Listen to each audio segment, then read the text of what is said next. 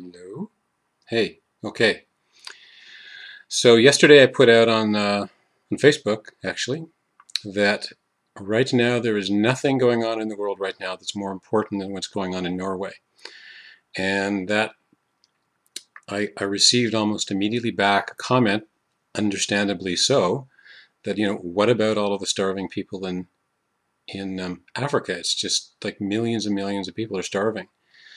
And of course, the last thing that I would ever intend to imply is that anything like that isn't just of utmost importance. Of course, I totally agree with that that's massively important to deal with. However, what's going on in Norway is something that's very, very different. Things like the people that are starving in Africa and many, many other conflicts and places in the world that there is inequity and human suffering and violence. Those things are symptoms of an old consciousness that allowed that kind of thing to happen in the world. When we raise our consciousness as a species, things simply get resolved. My opinion is that, for example, 20 years ago or whenever it was, I forget the exact year, it doesn't matter what the year is, something happened, my opinion, something happened with human consciousness, and on some level, whether just in the old Soviet Union or in the rest of the world, something happened where we all, as a species, shifted up our level of consciousness and shifted up what we would allow to be okay, to be what we would allow to exist on a deep unconscious level. Something happened and we became perhaps more compassionate or more aligned with kind of a higher level of awareness or truth. And practically overnight, I'm exaggerating to make the point, of course, historically everything isn't exactly correct, but practically overnight, the Berlin Wall falls down without a shot being fired, and the Soviet Union dissolves in the old form that it was, in the very, very harsh form. The consciousness of humanity simply would not allow that to exist anymore, and it simply fell apart. The things that happen in the world right now that are not acceptable have been based in a consciousness that allowed it. That was the consciousness that was so predominant and is becoming less and less predominant, of fear, anger, separation, all of the geopolitical stuff that will allow that to happen because there's enough food to feed everybody. There just is in the world. The United States alone could feed the entire world. Other countries could feed most of it.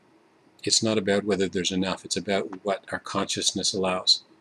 And the reason why what's going on in Norway is so much more important on that deep level is because what is happening is, and what Norway has chosen to do, and the people of Norway have chosen to do on some level, some unconscious, deep level, maybe on a soul level, maybe they came in knowing this was what they were going to do. I don't know. But they made a conscious decision, and not only decided somewhere deep inside, down in their soul, down in their subconscious, but in action in the world, created an experience for the first time in history at the level that they did, of choosing when the events that happened, they had that gap to decide how to respond instead of deciding in a knee-jerk reaction from fear, anger, and hate. And for the most part, as a whole, and certainly the way that the country, the mass consciousness of the country reacted, it was out of compassion, it was out of love, and it was not out of fear, it was not out of hatred, it was not out of separation. I mean, the guy himself is going to get whatever the legal system decides needs to be done, but he's not even in the equation. They chose compassion. Compassion for themselves, compassion for the world, and they chose a reaction that was very, very different. And that's evidence, in my eyes, that's evidence of a massive shift in consciousness, one that lifts the entire planet because they made it happen in the real world. They literally, in the real world, this was not just intellectual thinking about it and feeling love and goodness and light and blah, blah, blah, when it's easy. But when something really, really bad happened, they make it a choice.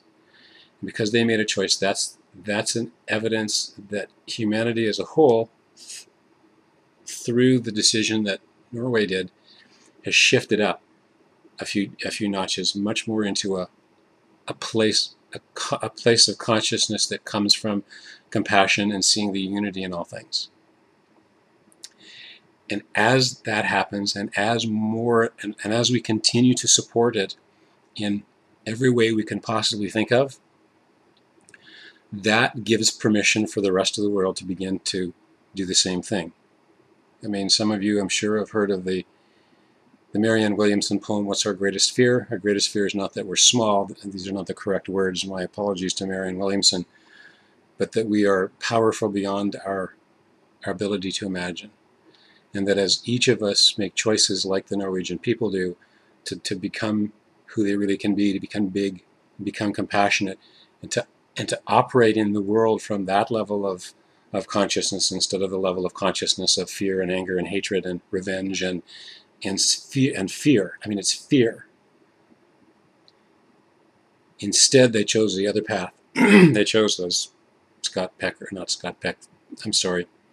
I think Robert Frost said the road less traveled. So they chose the road less traveled. So they've given permission by being the change they want to see in the world. Thank you, Gandhi. To give permission for everyone else on the planet, especially on the global scene, on the global level, on the geopolitical level, to give them permission to become more than they've thought they were. They're giving permission for the whole world. And as that consciousness shifts, and as various people choose to follow the lead on a geopolitical level, on a corporate level, as well as on a personal level with your personal, one-on-one personal relationships, as we all in our lives and the intimate parts of our lives that are private, and the larger scale in our jobs and in the world and geopolitically, etc., etc., etc., as we all have been given permission by the Norwegian people to live from that place, then the foundation that so far has allowed things like the people in Africa starving, and the violence, and the violence against women, and the slave trade that still goes on, and the list seems to be endless sometimes. But we need to really support in every possible way on an individual person-by-person basis and on the geopolitical level and the mass consciousness level completely support this, because as we do this and as the rest of the world begins to step up in whatever level and way they're willing to and able to, as a result of what's going on in Norway right now, the consciousness that allows the things like Africa, people starving in Africa, and violence towards women, and war and hunger and stuff, that will increasingly become less possible, because the consciousness of humanity and the consciousness of the planet simply won't let it exist anymore as we continue to go foop, foop, foop. And that's why, by supporting what's going on in Norway right now, that's what's going to save possibly billions of people in the future. Not next week. But that will allow the consciousness to manifest the changes and the solutions that will solve world hunger, that will solve wars, that will solve ancient conflicts like Israel and Palestine. It's not about the how, it's about the why. And what's going on in Norway right now is an opportunity, a moment in time that everyone has a potential to take, even in their own lives. Every individual person can become the change within their own lives, within their own relationships, with people to come from that place of compassion and love, as opposed to choosing fear, anger, hatred, and conflict as the way to solve these kinds of problems. So that's why what's going on in Norway right now, what's going on in the world, there's nothing going on in the world that's more important than what's going on in Norway right now. And each of us can make a difference. And the way you can make a difference, the way I can make a difference, is to continue to look inside myself and find the places where I still believe in conflict, and I still have fear, and I still have resentment and hatred, and do whatever it takes to resolve it. Don't push it away. Don't pretend it's not there. That's never worked. But whatever technique, whatever tool that you have access to, use it to go into that place, into the dark place in yourself, and continue to let go of whatever it is that's possible for you to let go of in a realistic way, not an airy-fairy, oh, light and love, everyone. No, that's bullshit. But go deep into yourself as best you can with whatever techniques or tools, deal with your stuff, and release whatever is possible for you to release. So day to day, you can increasingly live and breathe from that place of less of the fear and more of the love and compassion in a real way, not in an airy-fairy, woo-woo, self-delusional way. Okay? That's what I think. Anyways, so thank you. Bye.